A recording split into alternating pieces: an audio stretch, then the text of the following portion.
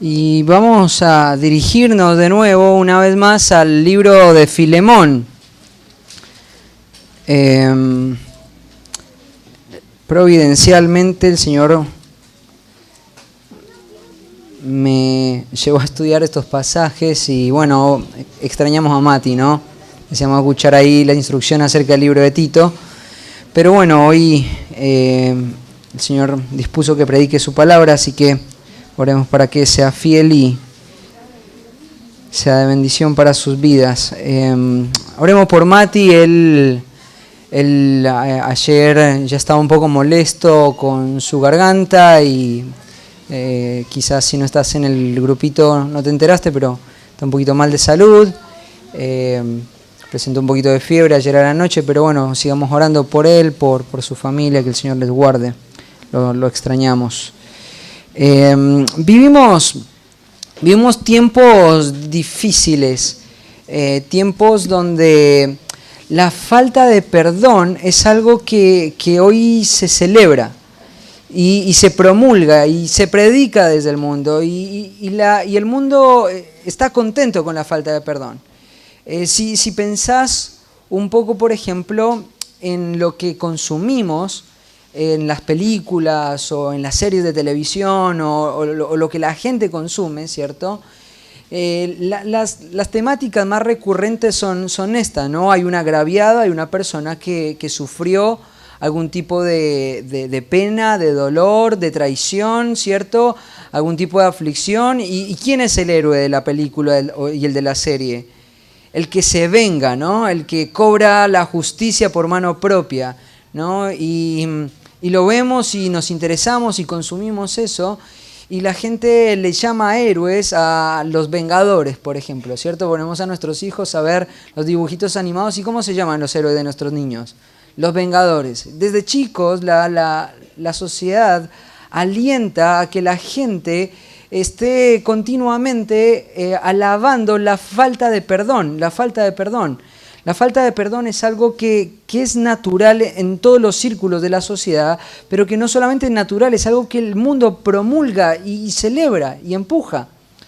Una de las cosas que me llamó la atención, hablando acerca de esto de los conflictos y de la falta de perdón, es la industria que se alimenta con la falta de perdón. Una de las cosas que más dinero genera es la falta de perdón. ¿Cómo llegas a esa conclusión, Felipe? Bueno, todos los años se egresan aproximadamente 38.000 personas de carreras de abogacía y leyes.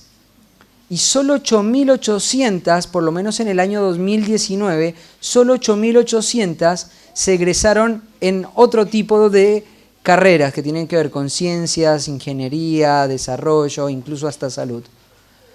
Es desproporcional cuando vos ves en el mundo, esto pasa en Argentina, pero si lo ves en el mundo, vos googleá y si querés tomate el trabajo, cuál es la carrera que más se estudia en el mundo y te va a parecer que son las leyes. Ahora, no estoy diciendo que las leyes sean malas, estoy diciendo que vivimos en un mundo que saca mucho provecho financiero con la falta de perdón, con el revanchismo, ¿cierto?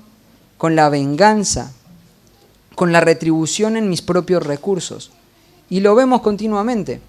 Otro dato que encontré el otro día también fue muy llamativo. En el año 2017 se hicieron 166.000 denuncias por violencia de género. Hay una organización que se dedica a buscar ciertos indicios en las denuncias para ver si esas denuncias son verdaderas o son falsas. Son recursos que personas utilizan para sacar provecho. Y el 70% de las denuncias hechas en el 2017 tuvieron indicios de ser una denuncia falsa. O sea, estamos hablando de 116.000 denuncias al año que fueron falsas. Y todo esto son indicios de una sociedad y de una cultura que no perdona, que no estima el perdón, que no valora el perdón de ninguna manera. Pero la Biblia y el cristianismo se basa en el perdón. Se basa en el perdón de que Cristo ha sido activo, el agredido ha sido proactivo en buscar al ofensor. y proveer todo lo necesario para que el ofensor pueda ser perdonado. Eso es el cristianismo. Y nosotros vivimos en una cultura que profesa algo completamente distinto. Y que de las formas más sutiles, nuestros hijos y nosotros somos presionados por un sistema que nos lleva a vivir una vida completamente distinta y completamente ajena a esto que es el corazón de lo que nosotros profesamos y creemos. Ahora, es interesante ver cómo la Biblia habla acerca del perdón. Y no podemos pasar por la carta de Filemón sin tratar el tema del perdón. Como lo mencioné anteriormente, creo que el corazón de la carta de Filemón tiene que ver con un apóstol, un siervo de Dios que está preocupado por preservar el amor de una iglesia que tiene creyentes genuinos y que además de tener creyentes genuinos son caracterizados por el amor. Y el amor que ellos tienen no se ha visto estorbado hasta ahora, al contrario, su amor ha sido efectivo. El amor que ellos ejercen ha sido efectivo no solamente para las dinámicas propias de la iglesia, sino para el avance mismo de la obra de Dios. Como vimos ahí en Filemón capítulo 1, porque tiene un solo capítulo, versículo 7 dice, pues tenemos gran gozo y consolación en tu amor, porque por ti, oh hermano, han sido confortados los corazones de los santos. Después en el capítulo 22 dice, prepara también alojamiento, porque espero que por vuestras oraciones seré concedido. Esto es algo que me llamó mucho la atención, perdón, se me cayó solo esta. Me llamó mucho la atención porque una de las cosas que Pablo ve en Filemón es que Filemón es una pieza fundamental para la iglesia de Colosas. ¿Por qué? Porque Pablo ve en Filemón, que tiene muchos recursos, que es una pieza clave, tal como lo dice Juan Calvino, por la forma en la que Pablo lo llama en los primeros versículos a Filemón. Filemón es alguien que integra el cuerpo del liderazgo de la iglesia.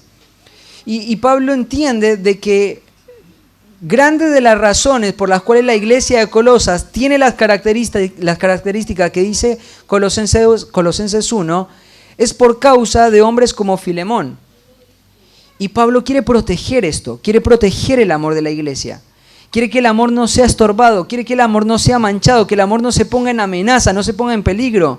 Porque el amor es algo sumamente fundamental, indispensable para la iglesia.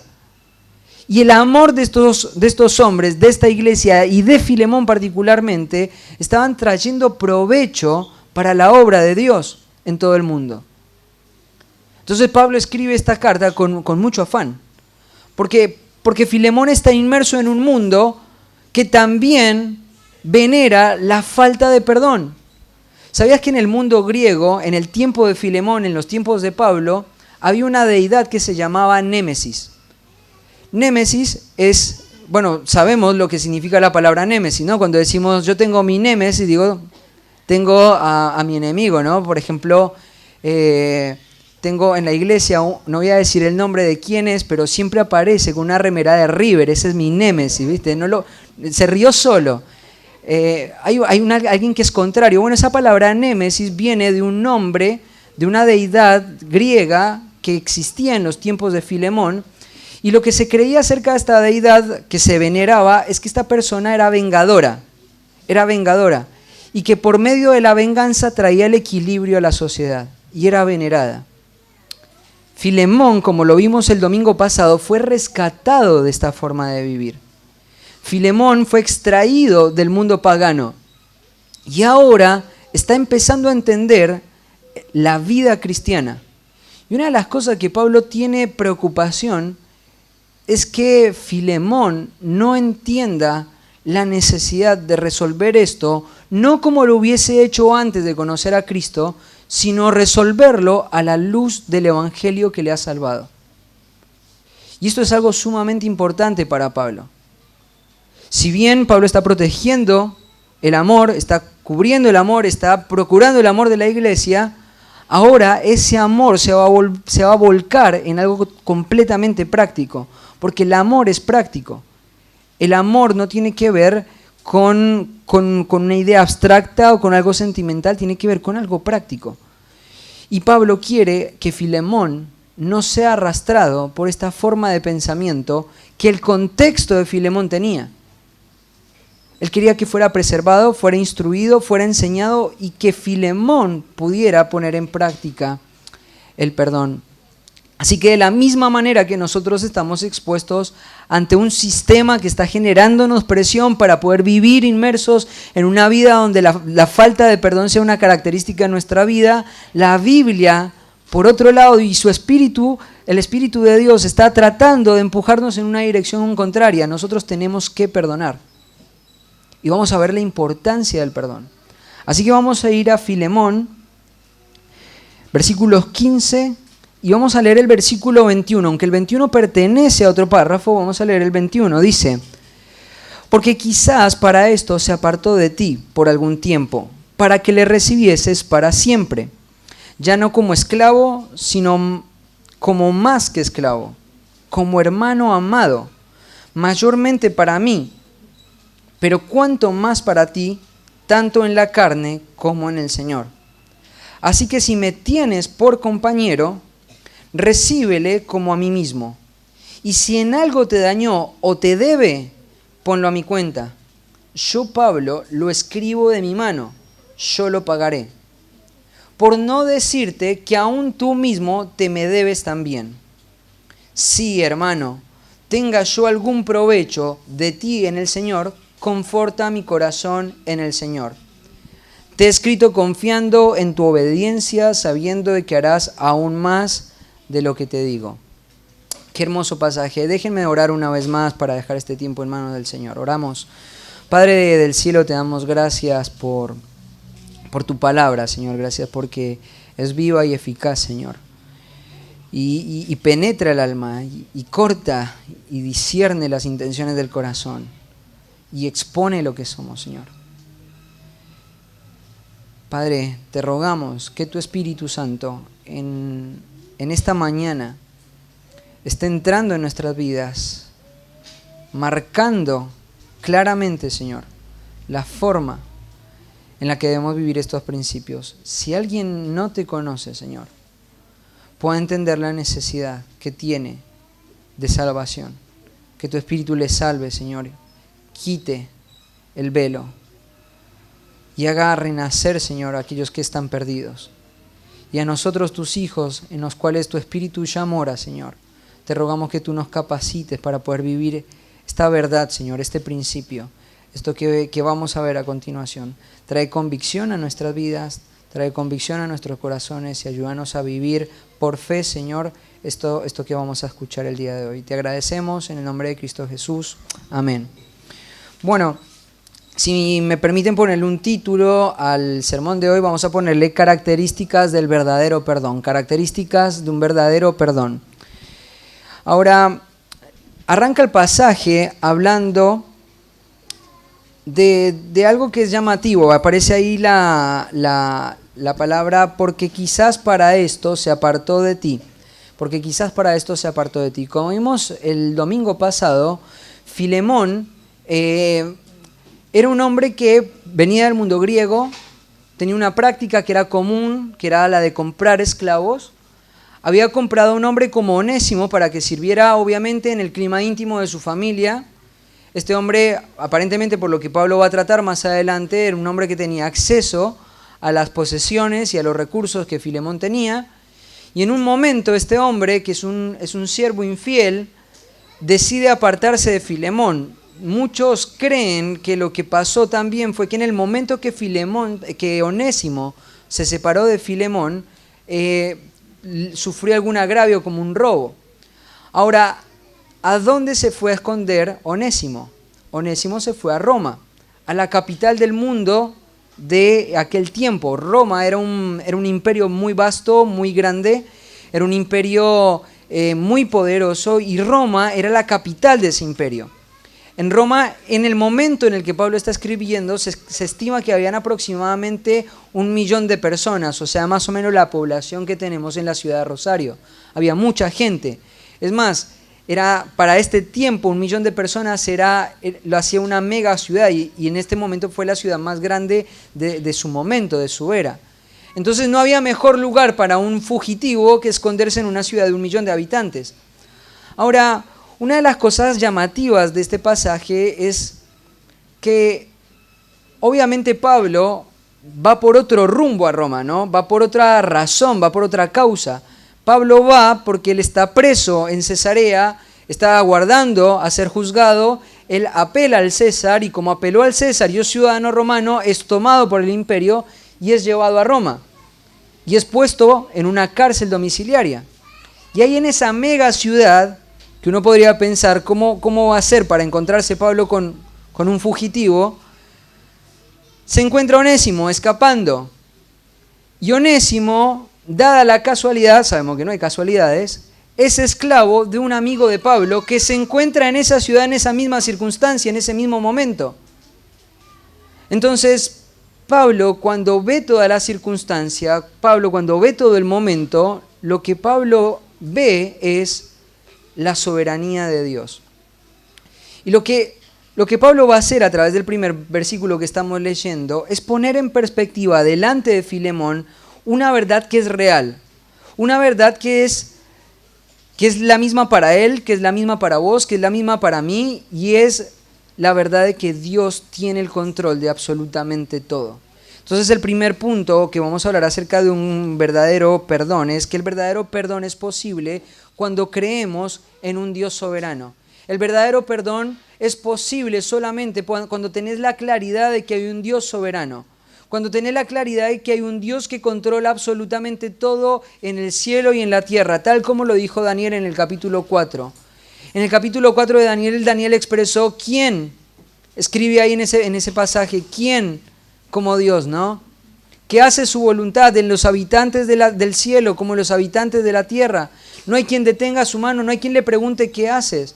Daniel ve en medio de un contexto muy complejo donde ellos están cosechando las consecuencias de esto, ¿cierto? Y relatando la caída del rey Nabucodonosor, ¿cierto? Relata y ve y Nabucodonosor mira al cielo y dice, Dios hace lo que quiere. Nabucodonosor era el rey más importante de su época, del imperio babilónico, y se había arrastrado durante mucho tiempo como un animal, había caído en una enfermedad terrible. Y siendo el hombre más poderoso del mundo, fue arrastrado y humillado por la mano de Dios. Y finalmente este hombre tiene que reconocer, Dios es soberano, Él tiene el control absolutamente de todo. Cada hebra, cada hilo de la historia, Dios la está confeccionando cuidadosamente.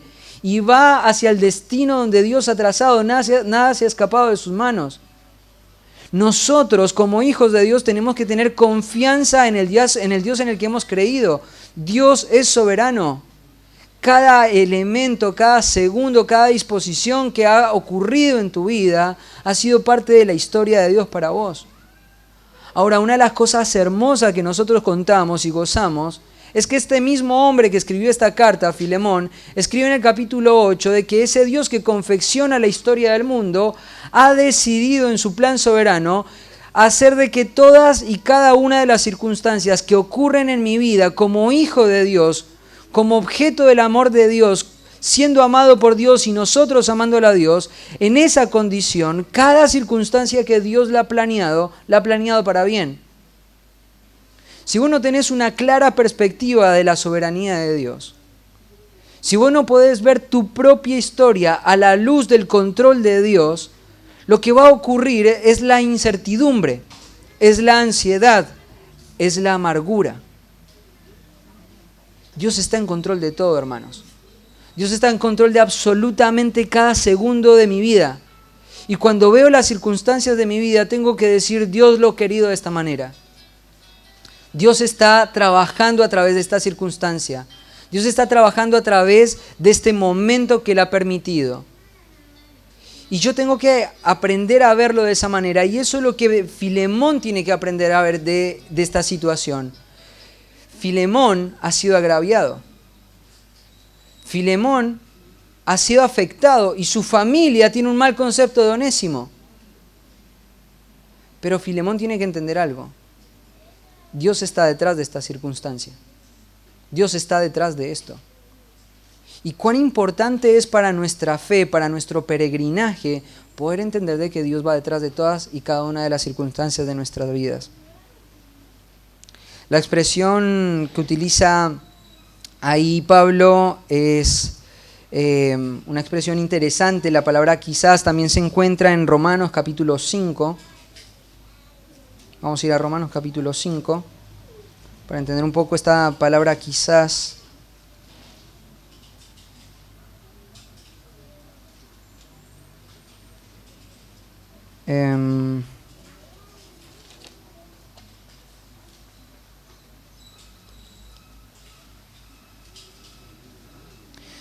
Versículo 7 dice: ciertamente apenas morirá alguno por un justo, con todo pudiera ser que alguno osara morir por el bueno. Esa palabra pudiera es la misma palabra que utiliza Pablo acá en la palabra quizás, pudiera, posiblemente. O sea, si bien Pablo está presentando delante de Filemón esta escena, Filemón sorprendentemente se va a encontrar un día en la puerta de su casa de nuevo a su esclavo, a este hombre que, como lo mencionamos el domingo pasado, pertenece a la escala más baja de la sociedad, ¿cierto? Que es un esclavo que ha huido de su casa y un día va a golpear su puerta y Filemón no va a entender mucho de esta situación. Recuerden que en aquel tiempo no había Facebook, no había WhatsApp, no había forma de cómo rastrear a las personas. Filemón está ajeno a todo lo que está pasando en Roma. Filemón está a 1700 kilómetros de distancia. Y un día llega Filemón con una carta en la mano, y Filemón, cuando lee la carta, yo me imagino que una de las cosas que le tuvo que haber pasado por la cabeza es la gran sorpresa de cómo un hombre que está huyendo de su casa se puede encontrar con mi amigo Pablo, el que me predicó el Evangelio, con el que viví tanto tiempo en Éfeso, del que aprendí todas las verdades de Dios que sé, se va a encontrar justo con mi esclavo y me lo va a mandar de vuelta para que yo lo perdone. Evidentemente, no está Pablo buscando esta situación, es Dios detrás de esta circunstancia. Ahora, también tenemos que entender de que todas las circunstancias que soberanamente Dios trae a nuestras vidas tienen un propósito de edificación. Si vos tenés la convicción de que sos un hijo de Dios, de que has sido regenerado, de que has sido justificado, de que has sido alcanzado por Dios, tenés que entender una cosa: todas estas cosas generan en nosotros un excelente y mayor peso de gloria. Esta leve tribulación momentánea, tal como lo habla Pablo, ¿cierto?, tiene un propósito de en esta vida generar mayor peso. Esto es algo negativo en una época donde todos estamos tratando de perder peso, ¿no? Pero hay un peso que sí podemos ganar, hay un peso que sí tenemos que procurar tener. Y es el peso de vivir las circunstancias, las tribulaciones, las afrentas, el dolor y el pecado a la luz de que Dios está queriendo generar en mí un excelente y mayor peso de gloria. Porque pensá en esto, ya el testimonio de Filemón era grande. La gente que viajaba de Antioquía a Jerusalén y que iba camino a Éfeso siempre paraba en Colosas, y cuando salían de Colosas decían: cuánto amor tiene Filemón, cuán genuina es su salvación, cuán real es el hecho de que este hombre ha verdaderamente conocido a Cristo. ¿Y cómo lo sabemos? Porque nos muestra mucho amor. Y la casa de este hombre era notoria a todo el mundo cristiano. Todos sabían acerca del testimonio de Filemón porque habían pasado por su casa. Y lo que Pablo quiere y tiene en perspectiva es que el testimonio de este hombre no esté como está en ese momento. Lo que Pablo quiere es que el testimonio de este hombre aumente, crezca, para que sea un ejemplo y un estímulo para todos los que pasan por esa casa. Y un día los creyentes misioneros que pasaban iban a entrar a esa casa e iban a ver a un esclavo nuevo que quizás antes no habían visto. Iban a preguntar su nombre, iban a preguntar quién es, iban a preguntar si es un hijo de Dios. Y Filemón va a tener la oportunidad de decir: fue mi esclavo, él huyó, él tuvo una falta contra mí, pero hoy él es mi hijo, hoy él es mi hermano, tengo una relación eterna con él. Dios está detrás de todo esto, haciendo una obra para generar mayor peso de gloria en la vida de Filemón.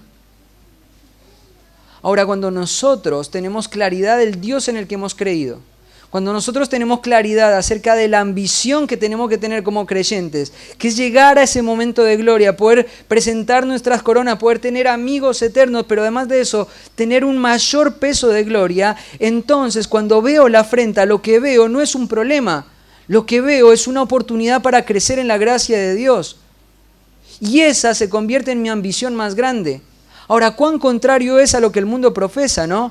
Porque el mundo es, te agraviaron, tenés que vengarte.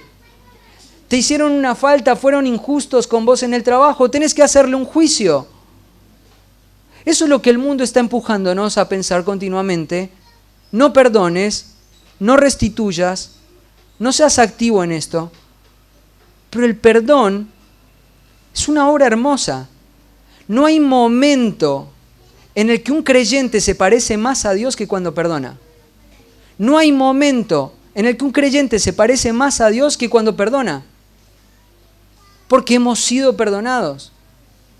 Pero quiero decirte una cosa, si vos no tenés claridad del carácter soberano, de la providencia de Dios, de la disposición de sus decretos, si no tenés en claro la teología propia, si no entendés en claro cómo Dios opera, cómo Dios está en control de absolutamente todo, si no tenés en claro eso, básicamente te va a ser imposible perdonar.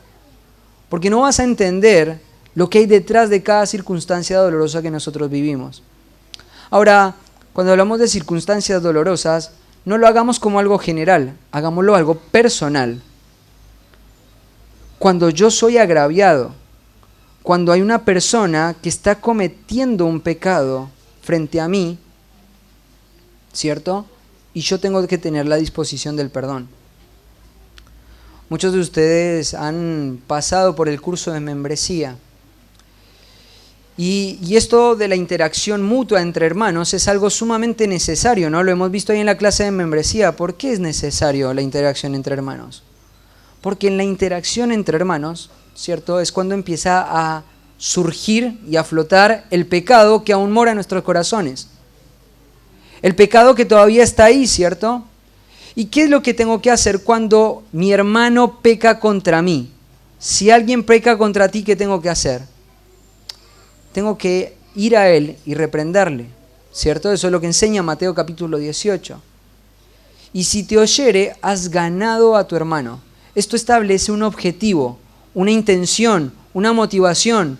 Cuando una persona está haciendo una afrenta en contra de mí, tengo que entender algo. Hay una oportunidad de parte del Dios soberano que orquesta todo el universo, que diseña toda la iglesia, que trae soberanamente y agrega soberanamente a los que han de ser salvos a la iglesia, ¿cierto? Y cada una de esas personas con las que yo estoy interactuando en la vida colectiva del cuerpo, cuando me afrentan, lo que tengo es una posibilidad de poder afirmar a ese hermano. Pero además de eso tiene un efecto también hacia mi propia santificación, hacia el resultado eterno. Cuando vos mires la cara del que está al lado, tenés que entender una cosa: Dios lo trajo. Cuando vos te juntás los domingos acá en la iglesia, tenés que ver a la cara del que está al lado y decir: Dios lo trajo. Y quiero decirte una cosa: no hay forma de preservar, de cuidar, de proteger y de sostenernos en el tiempo si no ejercitamos el perdón. Si descuidamos el amor, si descuidamos el perdón práctico entre nosotros, el destino y el rumbo está claramente marcado. Nuestra iglesia va a morir. Y nosotros tenemos que entender la necesidad del perdón. La necesidad de entender a la luz del actuar soberano de Dios cómo el Señor trae personas que muchas veces no son fáciles, que muchas veces son conflictivas, que muchas veces ofenden, que muchas veces dicen palabras hirientes, pero que Dios lo ha planeado así para mi propia edificación. Entonces Pablo le está diciendo: mira, se apartó por un tiempo de vos, pero esto es para que le recibieses para siempre. Para que le recibieses para siempre. Claro, lo que Pablo está diciendo es: Él se separó de vos, él huyó de vos, él te hizo el agravio, pero ahora el Dios soberano va a traer gloria en esto. Y ahora lo que se va a generar en la casa de Filemón para con Onésimo es una relación completamente distinta. Si Onésimo no hubiese hecho esto, quizás no hubiese conocido a Pablo. Si no hubiese conocido a Pablo, no hubiese creído y hubiese visto la necesidad de salvación que él tenía. Cuando él vio su necesidad de salvación, Pablo le predicó. Y ahora el Señor que está orquestando todo tiene un propósito, Pablo, para escribir una carta que en el final de los siglos edifica la iglesia hasta el día de hoy. Dios es perfecto. Aún en el pecado de Onésimo, Dios se glorifica. porque por la falta de este hombre hoy nosotros tenemos esta carta y podemos ser edificados. Entonces el verdadero perdón es posible cuando creemos en un Dios soberano. Segundo, vamos a saltar al versículo 16. El verdadero perdón es el único que puede hacer verdaderamente posible las relaciones en la iglesia. Cualquier tipo de relación. Ninguna relación verdadera, profunda y trascendente es posible sin el ejercicio del perdón. Es imposible.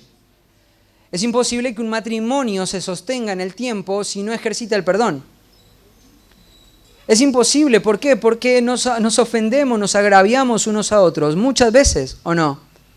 Levante la mano el matrimonio, la esposa o el esposo que nunca ofendió a su esposo. O levante la mano el padre o la madre que nunca ofendió a un hijo, que nunca se equivocó con un hijo. O levante la mano el hijo que nunca agravió a sus padres. O levante la mano aquel que nunca pecó en contra de un amigo. Nadie puede levantar la mano. Todos cometemos pecado. Y ese pecado no solamente es frente a Dios, no solamente es en contra de Dios, muchas veces es en contra de mis hermanos. Y el perdón es lo único que hace posible las relaciones. Fíjate lo que dice acá. No ya como esclavo, sino como más que esclavo, como hermano amado, mayormente para mí, pero cuanto más para ti, tanto en la carne como en el Señor. Lo que Pablo quiere hacer no es solamente que Onésimo tenga la oportunidad de volver como un siervo y poder vivir y honrar al Señor con su trabajo, sino lo que Pablo quiere es que Filemón vea a este hombre de una manera y de una perspectiva completamente distinta. No más como un esclavo. Ahora, esta expresión no está hablando de que Pablo invalida la posibilidad de que un creyente pueda trabajar para otro creyente. Eso no es así. En Efesios capítulo 6, ¿cierto? El Señor habla acerca de la responsabilidad de los siervos y la responsabilidad de los amos también. Cuando Pablo está hablando de esto, obviamente está dando por sentado de que un creyente puede trabajar para otro creyente, ¿cierto? Ahora es interesante porque cuando Pablo trata estos temas, obviamente que estas son relaciones y circunstancias que se dan afuera de la iglesia, no se dan en el clima de la iglesia, no se dan en el clima del ministerio, se dan afuera, en un ámbito generalmente secular, ¿cierto? Y lo que Pablo está haciendo es que a esa persona que es parte de la iglesia no puede disasociar su propia vida o no la puede fraccionar de una manera tal de que él piense de que puede ser una cosa fuera de la iglesia y otra cosa dentro de la iglesia. La vida del cristiano es consistente en todas sus partes, siendo esclavo, siendo amo. Ahora, Pablo no está combatiendo acá eso. Lo que Pablo está diciendo es que esta relación en la carne que ellos tienen, que es la relación de un amo con un esclavo, ahora va a ser distinta, va a ser diferente, va a ser trascendente. Y la situación que Filemón está enfrentando frente a Onésimo es una situación de vida o muerte. Voy a decir, no seas exagerado, Felipe. No puede ser una situación de vida o muerte. Simplemente tenía que perdonarlo. Si no lo perdonaba, seguía todo igual. Pero no es así. Lo que está frente a Filemón con esa carta es un hombre que ha sido salvado por la gracia de Dios. Y Filemón tiene el derecho legal de presentar frente a las autoridades de su ciudad a Onésimo por haberle robado y por haber huido de su casa, siendo él parte de su propiedad. ¿Sabes qué le hacía el mundo romano a los esclavos que eran ladrones? Lo mismo que le hicieron a los dos ladrones que están al lado del Señor Jesucristo. Los mataban. Era un asunto de muerte. Ahora imagínate por un segundo y ponete en un segundo en los zapatos de Onésimo. Onésimo llega, se encuentra con Pablo, entiende su necesidad de un Salvador, empiezan a hablar, cuando se empiezan a hablar se dan cuenta de que tienen gente en común y cuando llegan a hablar de la gente en común se dan cuenta de que Onésimo es parte y es dueño, es esclavo de un creyente en la iglesia de Colosas, en la ciudad de Colosas. Y ahora Pablo le dice a Onésimo, bueno, ahora tenés que volver. Pero Onésimo es esclavo y sabe lo que hizo. Y ahora Onésimo tiene que creer que la carta que Pablo acaba de escribir es suficiente para que su vida no perezca. Porque si Filemón es un hombre carnal, y si Filemón se deja llevar por la corriente del mundo en la que él vive, lo que va a hacer es presentarlo a Onésimo y el imperio romano lo va a matar. Era un asunto de muerte, era un asunto delicado, era un asunto de implicaciones legales trascendentes. Se necesitaba un resarcimiento económico por lo que había ocurrido. Pero sabes una cosa, aunque tenía todo ese tipo de connotación, de trasfondo y de relevancia, Pablo pone eso al costado y prioriza la relación. Y utiliza una palabra que a mí me llamó mucho la atención, la palabra hermanos en el original, son de un mismo útero. Es como si hubiesen nacido de un mismo útero. O sea, lo que Pablo le está diciendo es que este hombre que te agravió, que está frente a ti, es un coheredero del reino de Dios. Cristo ha derramado su sangre por él. Es un hermano, es como si hubiesen nacido de la misma mamá. Entonces no puedes hacer como el mundo hace. No puedes relacionarte como el mundo se relaciona. No puedes reaccionar como la gente lo haría. Y vas a empezar una forma de relación que una y otra vez va a subsistir y se va a nutrir por causa del perdón. El perdón muchas veces es una cuestión de vida o muerte. Es la vida o la muerte de una familia. Es la vida o la muerte de una iglesia. Es la vida o la muerte de un ministerio. Y sin el perdón, las relaciones no son posibles. Sostenerse en el tiempo en una relación con un pecador no es posible. Necesitamos ejercer el perdón. Y esto tiene muchas implicancias prácticas, porque cuando yo pienso en toda la forma en la que yo me relaciono en los diferentes círculos de mi vida, tengo que pensar cómo trato y cómo lidio con este aspecto de mi vida. Y quiero darte más claridad en cuanto a este asunto, porque es muy importante. Es muy importante. Fíjate, algo que me llamó mucho la atención es la relación, a ver si lo encuentro, es la relación que tiene el perdón con nuestro mismo carácter de perdonados. Mira lo que dice Efesios capítulo 4, versículo 32. Dice, antes, sed benignos unos con otros, misericordiosos, perdonándoos unos a otros, como Dios también os perdonó a vosotros en Cristo.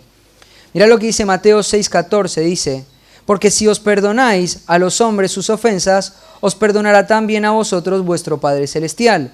Mira lo que dice Colosenses capítulo 3, versículo 12. Soportándoos unos a otros y perdonándoos unos a otros, si alguno tuviere queja contra otro, de la manera que Cristo os perdonó, así también hacedlo vosotros. Mira lo que dice Lucas 6:37. No juzguéis y no seréis juzgados, no condenéis y no seréis condenados, perdonad y seréis perdonados. Lucas 6:37. Mateo 18:21. Entonces se le acercó Pedro y le dijo, ¿cuántas veces perdonaré a mi hermano que peque contra mí? ¿Hasta 7? Jesús le dijo, no te digo hasta 7, sino hasta 70 veces 7. Mateo 18:21. Salmo 86:5, porque tú, Señor, eres bueno y perdonador y grande en misericordia para todos los que te invocan. Mira lo que dice Primera de Juan, capítulo 4, versículos 7 al 12. Amados, amémonos unos a otros, porque el amor es de Dios. Todo aquel que ama es nacido de Dios y conoce a Dios. El que no ama no ha conocido a Dios, porque Dios es amor. En esto se mostró el amor de Dios para con nosotros, en que Dios envió a su Hijo unigénito al mundo para que vivamos por Él. En esto consiste el amor, no en que nosotros hayamos amado a Dios, sino en que Él nos amó a nosotros y envió a su Hijo en propiciación por nuestros pecados. Amados, si Dios nos ha amado así, debemos también nosotros amarnos unos a otros. Nadie ha visto jamás a Dios. Si nos amamos unos a otros, Dios permanece en nosotros y su amor se ha perfeccionado en nosotros. No es una opción. Hay una vinculación directa en la forma en la que nosotros perdonamos con la forma en la que Dios nos ha perdonado. Lo que te diría sería lo siguiente: Dios te ha perdonado, lo que va a brotar de tu corazón hacia afuera es el perdón. Me acuerdo de la parábola de ese hombre que debía 1000 talentos. Era una deuda impagable. Él no podía pagar esa deuda. y a su acreedor se la perdonó. Cuando él tuvo la oportunidad de perdonar al que le debía a él, que le debía mucho menos, no lo hizo, porque no entendió el carácter del perdón que había recibido. Dios nos ha perdonado, y no nos ha perdonado poco, nos ha perdonado mucho. Los hombres más espirituales que pisaron esta tierra fueron conscientes de su miseria, dijeron: ¡ay de mí, soy hombre muerto, Señor! Cuando nosotros somos realmente espirituales, somos conscientes realmente de nuestra miseria y de la miseria que somos, en la que hemos caído, lo que hemos practicado, lo que hemos pensado, las intenciones de nuestro corazón. Y cuando vemos el perdón de Dios, lo único que decimos es gloria a Dios, gloria a su gracia. Pero eso no es todo. Ahora, ese perdón que ha sido volcado y derramado sobre nuestras vidas es el perdón que debo extender hacia mis hermanos. El perdón es vital para la subsistencia de cualquier relación. Tercero,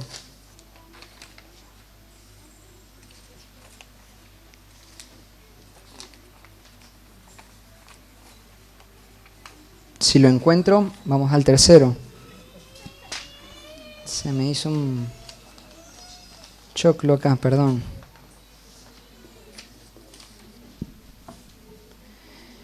El verdadero amor, el verdadero perdón debe ser estimulado entre hermanos, debe ser protegido y estimulado entre hermanos. El verdadero perdón debe ser protegido y estimulado entre los diferentes hermanos.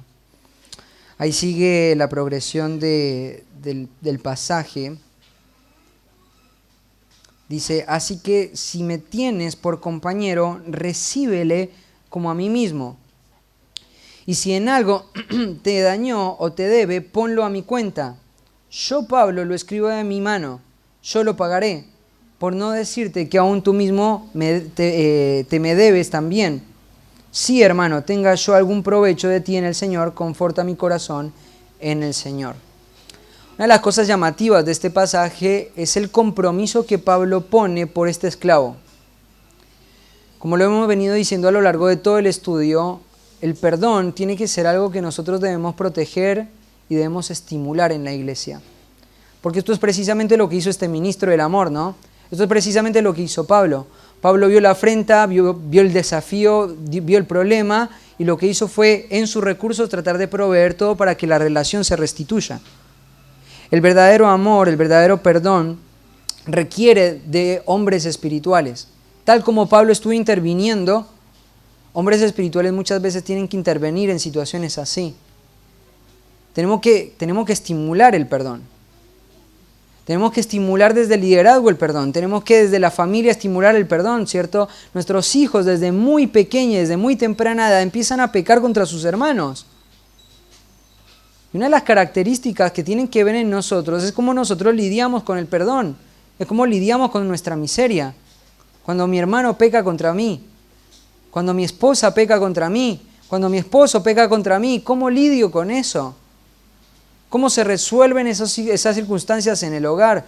Las callamos, dejamos que pasen, y cuando se alivien las cosas seguimos como si nada hubiese pasado. El ejercicio del perdón. El ejercicio del perdón. Lamentablemente, el no ejercitar esto y el sobredimensionar el orgullo, que no nos permite ver la importancia de ejercitar esto en nuestras vidas, hace que nuestra relación con las personas se empiece a maltratar y surja la amargura. Y la amargura es un pecado que surge por no confiar en la persona y en la justicia de Dios. Ahora, Pablo va a tener un compromiso con esto, y nosotros como iglesia tenemos que tener un compromiso con esto. ¿Qué podemos hacer? Cuando veo que hay un matrimonio que no puede resolver sus conflictos, cuando veo que cada vez que el problema sale y que lo que aflora es la recriminación, ¿cierto? El echar en cara todo esto, como consejero, ¿qué hago? ¿Cómo me involucro? ¿Cómo ayudo? ¿Cómo puedo traer alivio? Hubo algo interesante que encontré en un libro de James Adams, que es un escritor que habla acerca de la consejería. Mira lo que dice: el perdón no significa de modo necesario el olvido inmediato. Es en verdad, pero implica un comprometerse a no volver a remover la cosa otra vez. El perdón bíblico implica también la promesa de evitar el tener la ofensa pendiente sobre la cabeza del ofensor, la promesa de no hablar de ello a nadie y la promesa de no cavilar sobre ella. Cuando uno procura evitar estas prácticas de modo consciente y en oración, descubre que es capaz de olvidar. En realidad no hay otra manera de olvidar. El conceder el perdón, pues, no produce un olvido instantáneo, pero implica la promesa de adoptar actitudes y prácticas que llevan al olvido. Ahora, yo me imagino que en este momento una de las cosas que te debe estar ocurriendo es, pero Felipe, vos no sabes lo que yo estoy viviendo. Quizás lo que vos puede venir a tu mente es, vos no estás pasando o no tenés la historia que yo tengo. Vos no sabes lo que yo pasé con mi papá, no sabes lo que pasé con mi esposo, no sabes lo que pasé en la iglesia, no sabes lo que pasé con tal hermano, no sabes lo que pasé. Y sí, es difícil. Estamos manchados por el pecado. Pero quiero decirte una cosa, el perdón no es una opción. Y si el perdón está siendo algo imposible para vos, quiero decirte una cosa, Dios te ha dado una herramienta para tu santificación, para generar ese peso de gloria del que estábamos hablando, que es la iglesia local. Hay personas, principalmente hay un pastor, hay ancianos y hay consejeros en la iglesia que tienen que trabajar para que el perdón pueda ser una realidad en la vida de cada uno de los creyentes de nuestra iglesia. Sea una práctica continua, distintiva. ¿Para qué? Para que este tesoro, que es el amor fraternal que Dios le ha dado a la identidad de la iglesia, no se manche. El verdadero perdón debe ser estimulado por hermanos. Y en último, el verdadero perdón no es una alternativa para el creyente, es una cuestión de obediencia. Mira lo que dice el versículo 21. Dice, te escribo confiando en tu obediencia, sabiendo que harás aún más de lo que te digo. Vos decís, bueno, pero pará, Pablo, acá te estás equivocando, Pablo, porque en el capítulo del domingo pasado, ¿cierto? Hablamos de que Pablo podría haberle mandado qué era lo que él tenía que hacer, pero él no hace eso, y lo que hace es rogar, ¿cierto?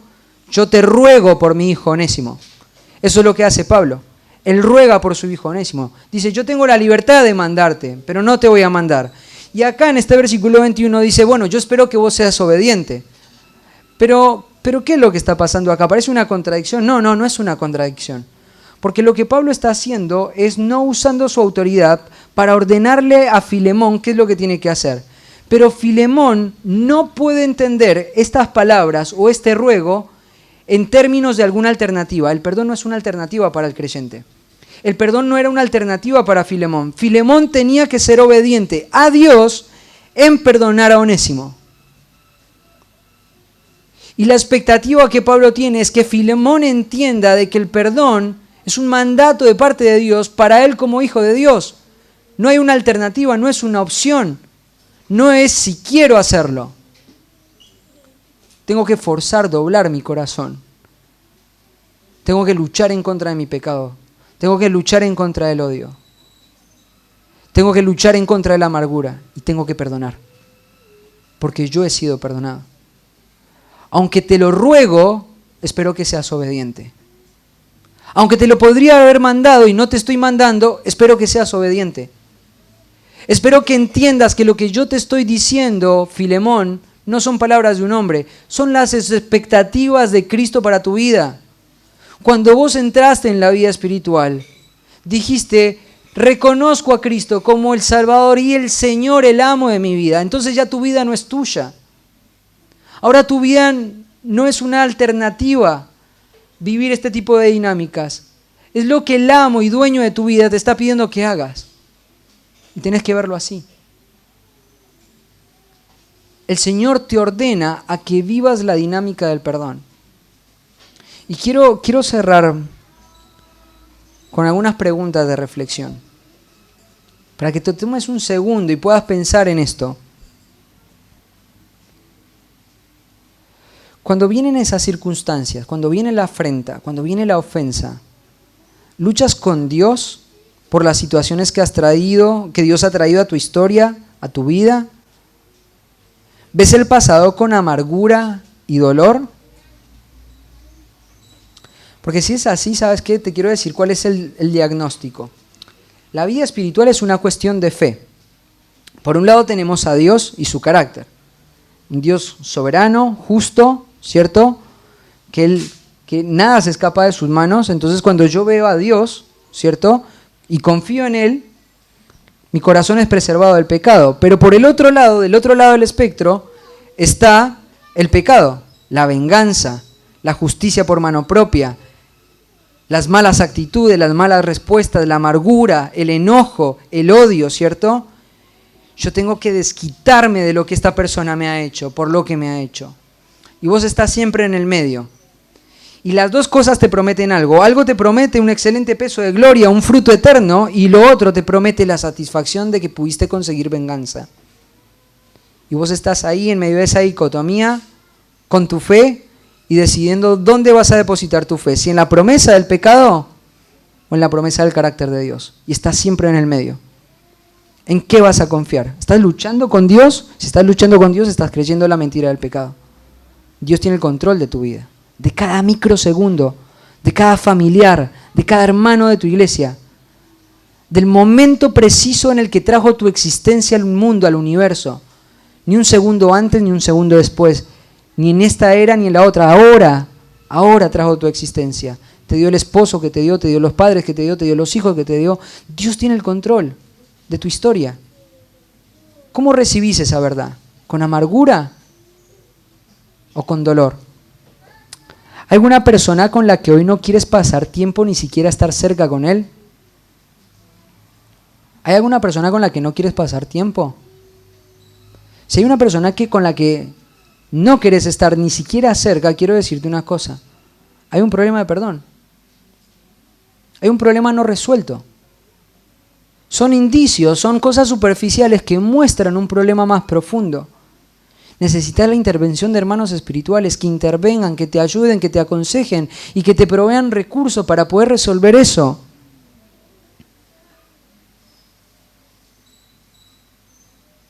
¿De qué manera la falta de buscar la exhortación y el consejo ha dañado tus relaciones en estos últimos años?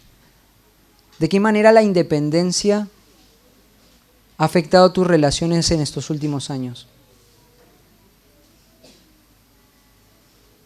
¿De qué manera práctica puedes crecer en acompañar a otros que luchan en la práctica del perdón? Cuando te afrentan, cuando te ofenden, ¿tu primer recurso es orar por el hermano ofendido? Recordad las palabras del Señor Jesucristo en Mateo 18. Si tu hermano peca contra ti, anda tú, estando tú y él solos, y repréndele, porque si te oyere has ganado a tu hermano. Cuando yo soy ofendido por mi hermano, ¿estoy pensando en mí o estoy pensando en que lo que él está haciendo es un pecado que afecta a su vida? Y lo primero que hago por ese hermano es orar. ¿Sabes una cosa? El amor es algo muy práctico, es algo muy evidencial. No es algo sentimental, tiene que ver con las decisiones de la mente. Uno de los puntos que me olvidé mencionar es que el verdadero amor no tiene que esperar las emociones. Vos no tenés que esperar sentirte apto o no tenés que tener los sentimientos o las emociones adecuadas para poder perdonar. Vos tenés que perdonar, porque el verdadero amor no tiene que ver con las emociones, tiene que ver con una decisión, tiene que ver con lo volutivo, tiene que ver con la voluntad. Tiene que ver con esa lucha de hacer morir en mí lo que todavía queda de lo terrenal. La importancia del perdón. Espero que el Señor hable a tu vida, el Señor señale cosas de tu corazón. Y quiero decirte una cosa, si este estudio fue de bendición, alaba al Señor. Si tenés alguna pregunta, solo si tenés una pregunta, acércate y decime algo. Pero si fue de bendición, anda a la presencia del Señor, examina tu corazón. Y si encontraste algo, arrepentite. Ahora, si estás ahí en una lucha diciendo, yo no puedo perdonar lo que me han hecho. Es verdad, no podemos perdonarlo.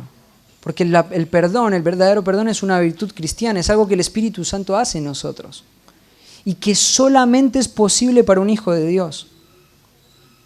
Si hoy tu vida está marcada por la amargura, si hoy tu vida está marcada por el resentimiento, si hoy vos decís yo no puedo perdonar, quizás es porque no has sido perdonado. Quizás es porque el Espíritu de Dios no mora en vos. Y tenés que rogarle al Señor que te muestre en el corazón cuál es el estado de tu alma. Solamente es posible el verdadero y genuino perdón para un hijo de Dios. Y si vos te estás dando cuenta de que no puedes perdonar es porque quizás no has sido perdonado. Y es el momento de darte cuenta. Y es el momento para clamar al Señor para que Él pueda perdonarte. Él puede perdonarte. Él proveyó todo para perdonarte. Él creó y generó todos los recursos para que puedas ser perdonado. Y espero que hoy puedas darte cuenta de eso. Espero que el Señor obre en nuestros corazones para cuidar el amor que Dios ya nos ha dado como iglesia. No es que lo tenemos que buscar, ya está. El amor está en la iglesia. Hay que cuidarlo, hay que protegerlo. Tenemos que ser prácticos en el perdón. Oramos y agradecemos al Señor por este tiempo. Padre, te damos gracias por este tiempo con tu palabra. Señor, tú eres veraz, tú eres real. Y cuando vemos, Señor, la vida espiritual, lo único que pensamos, Señor, es que es imposible para nosotros. No podemos hacerlo, Señor. Pero tú sí lo puedes hacer en nosotros, Señor. Tú nos has dado de tu Espíritu para que esté en nosotros, para santificarnos, transformarnos y moldearnos a la imagen de Cristo. Ayúdanos a parecernos a ti, Señor, en la forma en la que perdonamos. Ayúdanos a ser diligentes en proteger el amor de nuestra iglesia.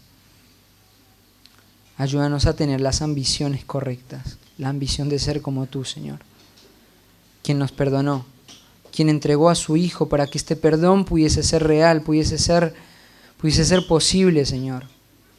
Haz esta obra en nuestras vidas y ayúdanos a vivir una vida que te glorifique.